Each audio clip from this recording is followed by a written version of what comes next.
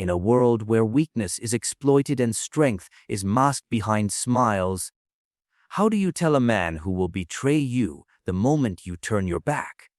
From one who can hold the line under pressure. Machiavelli believed that most men wear masks, but their weaknesses reveal themselves in habits they cannot hide. Today, we uncover 3 fatal behaviors that expose weak men instantly, so you can identify, outmaneuver, and neutralize them before they bring your empire down with them. Observe a man in conversation. Not when he is triumphant, but when he has made a minor error. Perhaps he speaks out of turn, forgets a name, or arrives slightly late. The strong man nods, corrects, and moves on. The weak man apologizes. Not once, not twice. He stammers, fidgets, and floods the room with guilt. This is not mere politeness. It is exposure. It is confession. And for those with eyes to see, it is the first crack in the mask. Machiavelli wrote that a prince must learn to be a beast, both lion and fox. But before one commands beasts, he must first recognize sheep. The man who over-apologizes is the sheep in disguise. He does not seek to correct an error. He seeks forgiveness for existing. He begs for acceptance, not because he respects others, but because he fears their rejection. He is not courteous. He is submissive. You will find this behavior everywhere, especially among those desperate to be liked. Watch them. The weak man is terrified of discomfort. He cannot tolerate the disapproval of others, even briefly. So he bends, bows, and apologizes, hoping to purchase affection with self-abasement. But Machiavelli knew the truth. Those who demand to be liked are least worthy of trust. This behavior often appears harmless, even endearing. But to the seasoned strategist, it is a red flag. Because a man who over-apologizes will never hold the line when pressure mounts. He will always give in.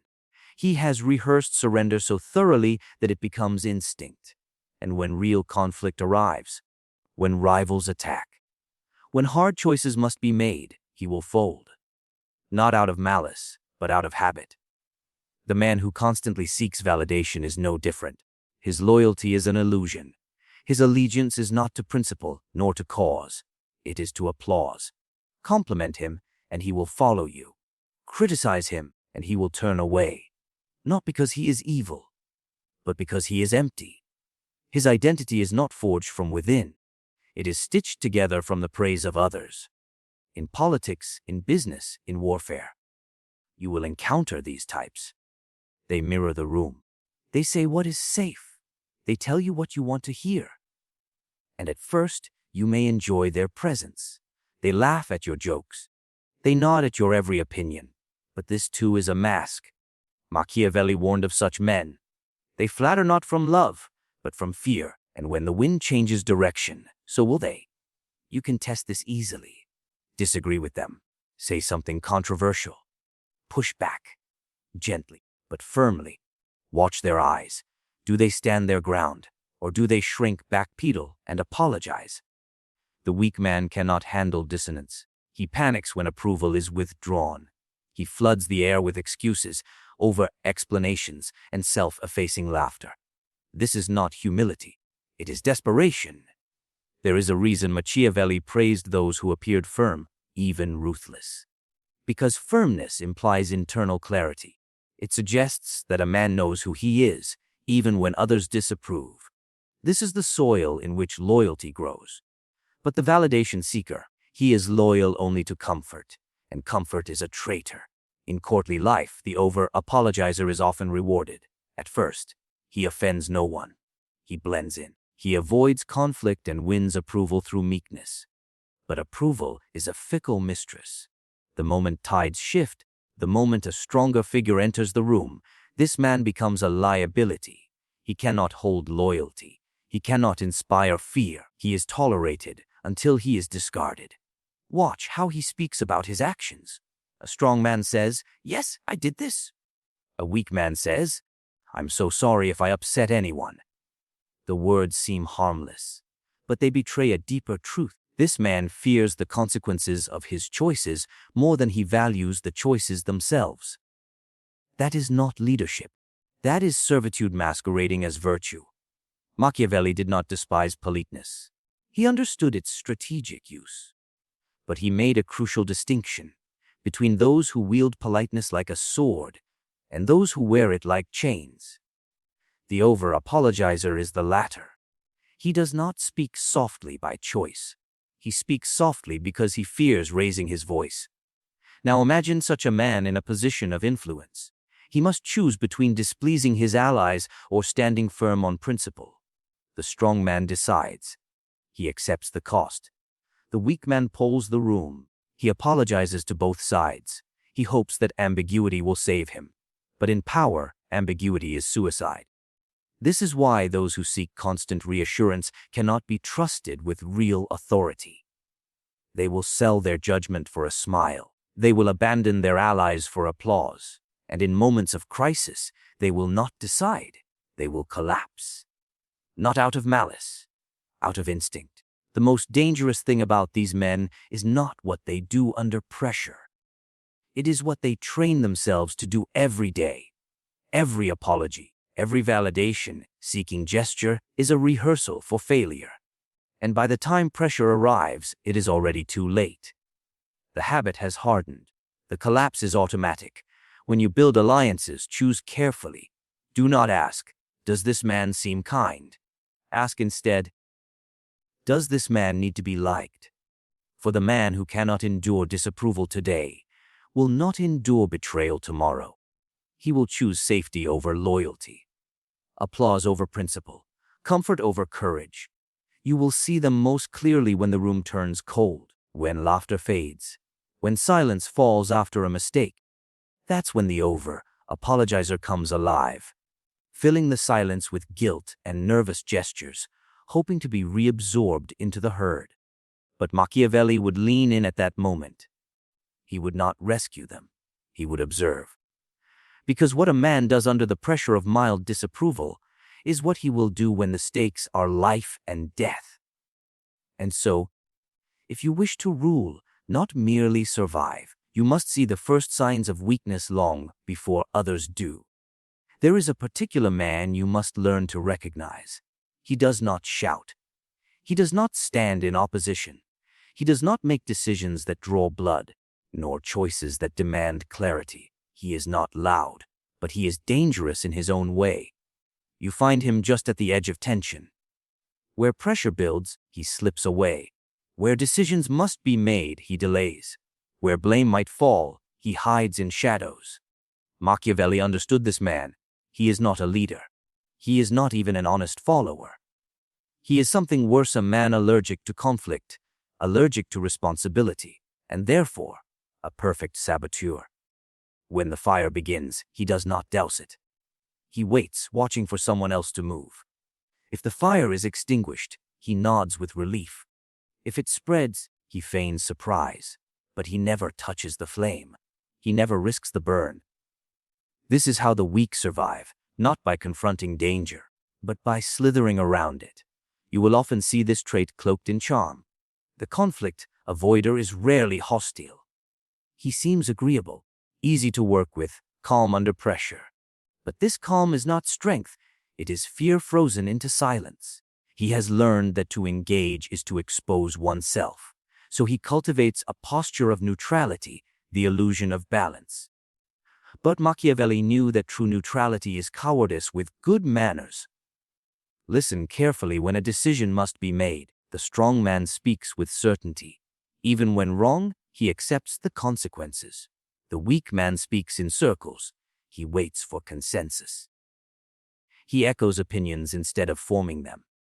And when the tide shifts, he changes his tune, pretending he was never committed in the first place. This man is not undecided. He is afraid.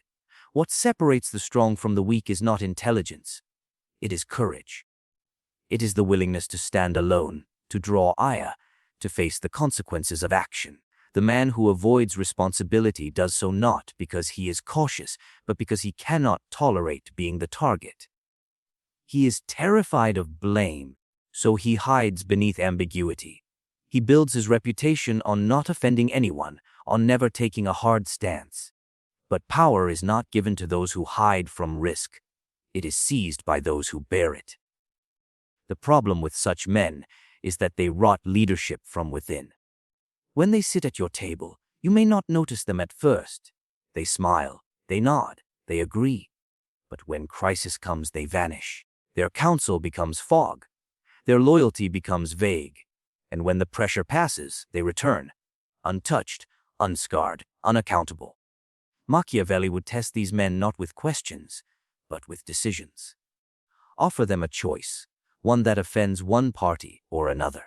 Make them speak plainly. Make them commit. Watch what happens.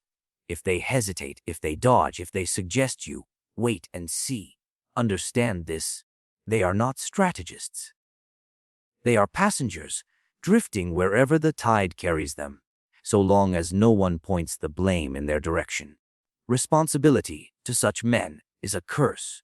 They will do anything to avoid being the final voice in a room. And if forced into that position, they will soften every decision until it becomes meaningless. Their idea of leadership is consensus without clarity, harmony without direction. But Machiavelli taught that ruling requires force, clarity, even cruelty, when necessary. A leader must be able to act, to cut, to decide, even if the decision draws blood. These men, who refuse to step into conflict, are useful only to those who seek delay and decay. They are ideal tools for enemies who prefer your empire to rot from within rather than fall by siege. Because they will never challenge, never disrupt, never offend, and in doing so, they invite mediocrity, stagnation, and eventual collapse. Consider the moment a conflict arises, a clash of values, a public insult, a betrayal within the ranks. What does the weak man do? He downplays it. He urges calm. He pretends it will resolve itself. He discourages confrontation not out of wisdom, but out of discomfort. His peacekeeping is not noble. It is a strategy of avoidance. And in his silence, betrayal festers. Disrespect spreads. Boundaries dissolve. This is not leadership. This is decay. And the most damning trait of all, when conflict escalates, when fire demands water, he will say, "I didn't want to get involved." He will speak as though detachment is a virtue. He will confuse inaction with wisdom. But Machiavelli knew the truth: detachment in crisis is the luxury of cowards. It is the vice of those who would rather watch things burn than risk being burned themselves. Responsibility is the crucible where men are tested, not when things are easy, not when applause is guaranteed, but when blame is inevitable, when someone must carry the burden. That is where you discover whether a man is built for command or merely for comfort. The weak man always chooses comfort. He will offer advice but not commitment. He will whisper warnings but never raise a hand. He will nod in meetings and disappear in battle. You cannot build anything with such a man. You cannot share power with him. Because when the hour turns dark and enemies close in, you will look beside you and find no one. Only a shadow. A man who once smiled, but now says he was never sure. A man who once agreed, but now claims he warned you all along. A man who once said, "we," but now says, "you." This is the behavior of the conflict averse, of the responsibility dodger, and it always ends the same way, with silence when you need strength and retreat when you need resolve. There is a man who believes his emotions are proof of his sincerity. He mistakes outbursts for passion, tears for depth, rage for power. He believes that feeling something deeply justifies expressing it openly. But Machiavelli knew better. The man who cannot govern his own reactions cannot be trusted to govern anything else. He is a servant to impulse, not a master of judgment, and in matters of power, such a man is more dangerous than an enemy because he cannot be predicted. Watch him when insulted. A slight word, a dismissive glance, a disagreement in tone. Suddenly, his composure shatters. His voice rises. His hands shake. His mind no longer thinks, it reacts. He is no longer a man, but a machine triggered by offense. This is weakness disguised as passion, because the man who truly possesses power rarely needs to show it. In Machiavelli's world, control was everything. Not control over others, control over oneself. The prince who loses himself in anger reveals more than his thoughts. He reveals his limits. He reveals where to push, how to provoke, what buttons to press. And for a cunning adversary, that information is gold. One well-placed insult, and the reactive man will throw away days of planning. One public slight, and he will start a war to soothe his pride. This is not strength. This is vulnerability wrapped in bravado.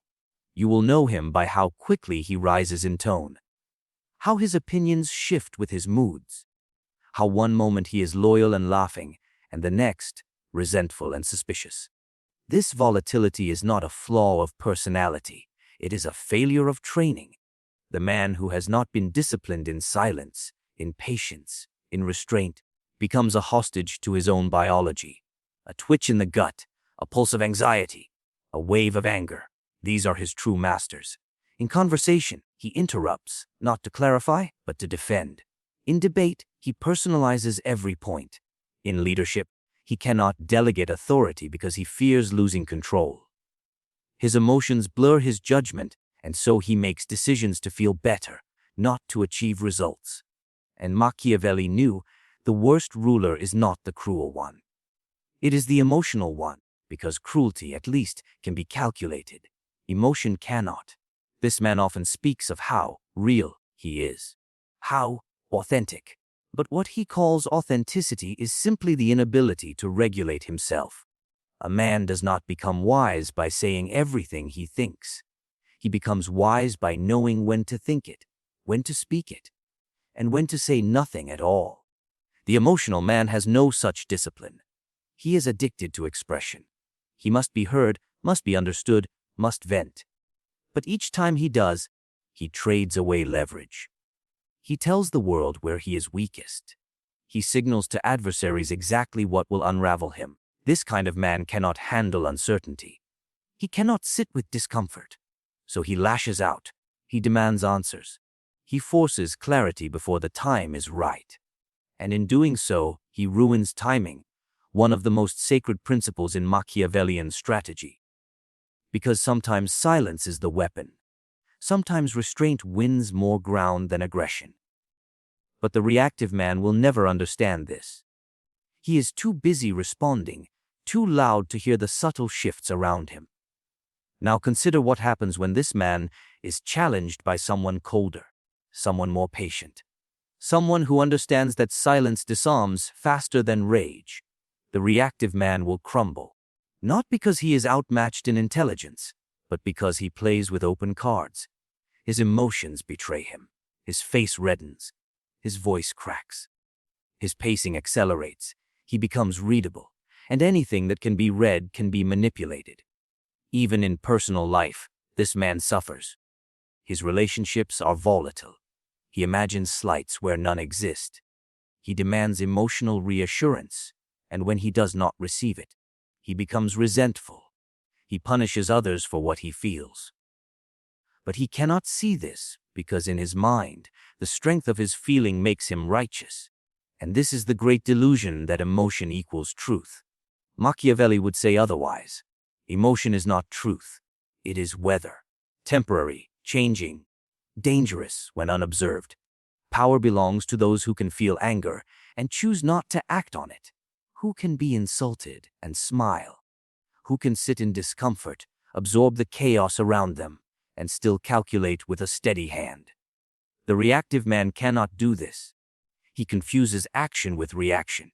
He believes that doing something now is better than doing the right thing later. And so he moves too quickly. He reveals too much. He burns bridges he might have walked across with patience. You can see it when he is denied something. A request, an opportunity, a recognition. Instead of recalibrating, he fumes, he paces, he blames.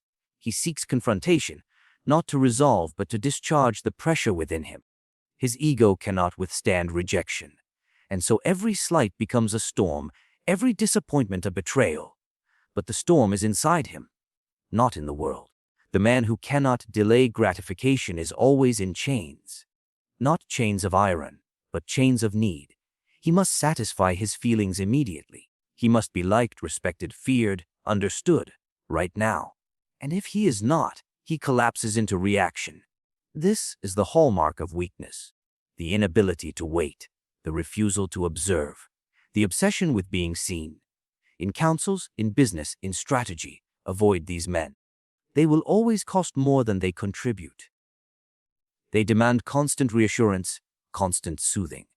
And when they don't get it, they implode, or worse, they explode, and take others down with them. They are liabilities dressed in the costume of passion. But Machiavelli knew passion ungoverned is merely chaos with a crown. Power is not preserved by kindness, nor is loyalty guaranteed by proximity. The wise ruler, the true strategist, does not wait for betrayal to reveal itself through disaster. He tests, he observes, he manufactures ordeal. For only under pressure does a man's true nature emerge. And this is what Machiavelli understood with chilling clarity. Weakness must be revealed before it costs you your position, your resources, your life. That is why he devised his own tactic: provoke the mask to fall by placing it under heat. A man at rest, a man flattered, a man left unchallenged. He is unreadable. His loyalties seem firm. His confidence appears unshaken. His role predictable. But introduce uncertainty, introduce friction, create discomfort, and the mask slips. Suddenly, the man is no longer who he pretended to be. His voice changes. His posture shifts. His emotions leak through the cracks. That is when you begin to see the truth. That is when identification becomes possible. To Machiavelli, no position of trust should be given to a man who has not been tested. Not in theory, in ordeal. Because it is easy to claim loyalty in sunlight. But will he remain loyal in cold, uncertain darkness? That is what must be known. And it cannot be known through conversation. It must be drawn out through calculated pressure.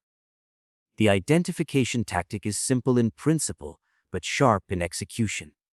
Introduce a small hardship, an inconvenience, a perceived slight. Delay his reward, contradict his idea, question his motives in front of others. Do it not to destroy, but to reveal. Then step back, not physically, but psychologically.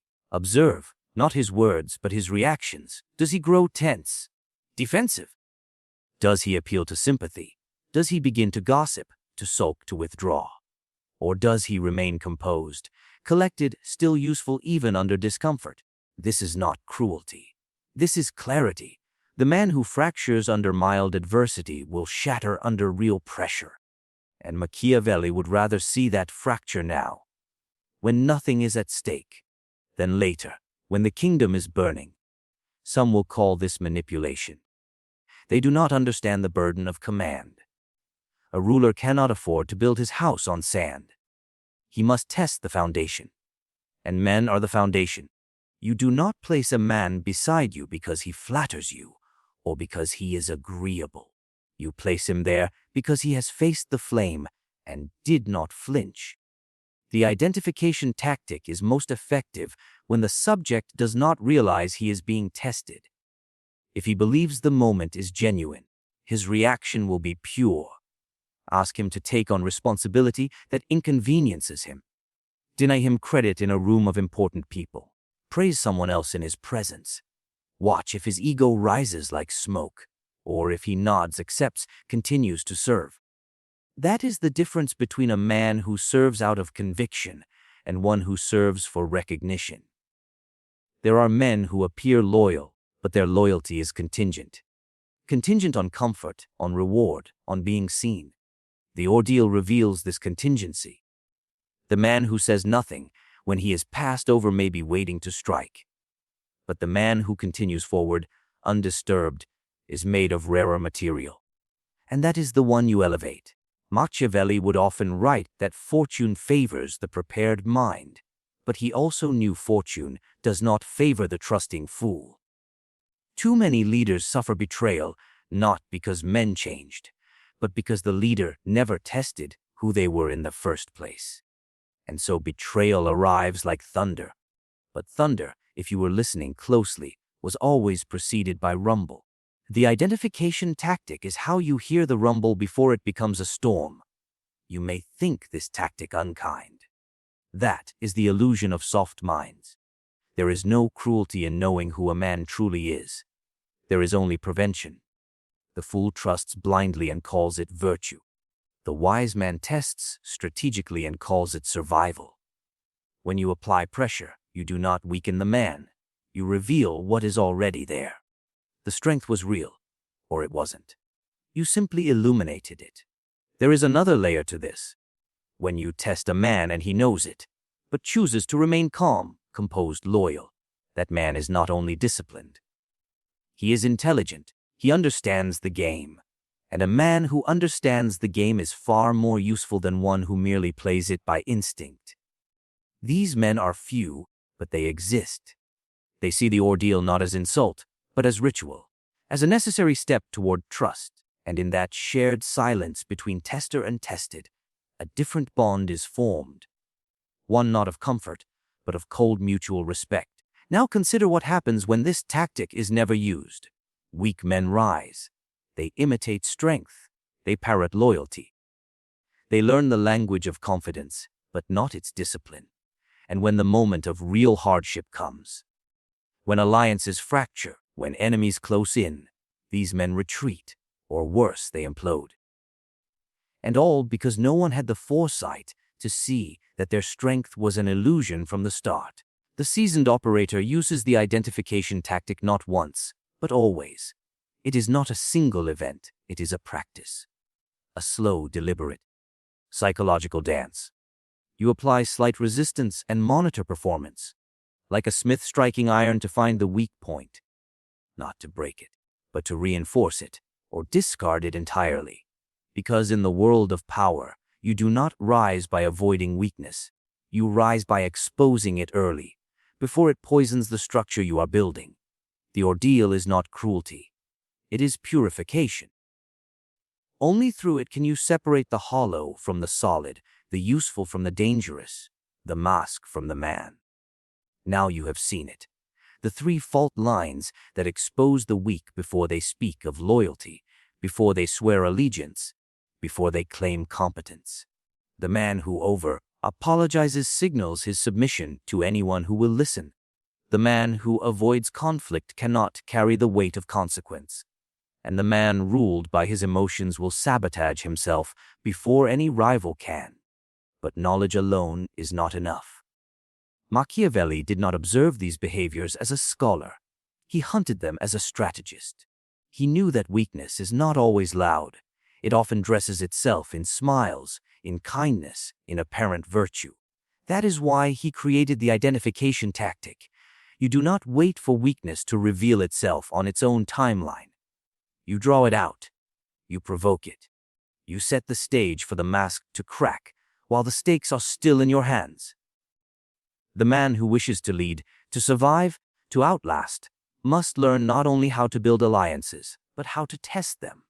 Not out of paranoia, but precision. Not to destroy men, but to see them clearly. For in the world of power, you are not undone by your enemies. You are undone by the weakness you failed to notice in those closest to you. And now you can see it.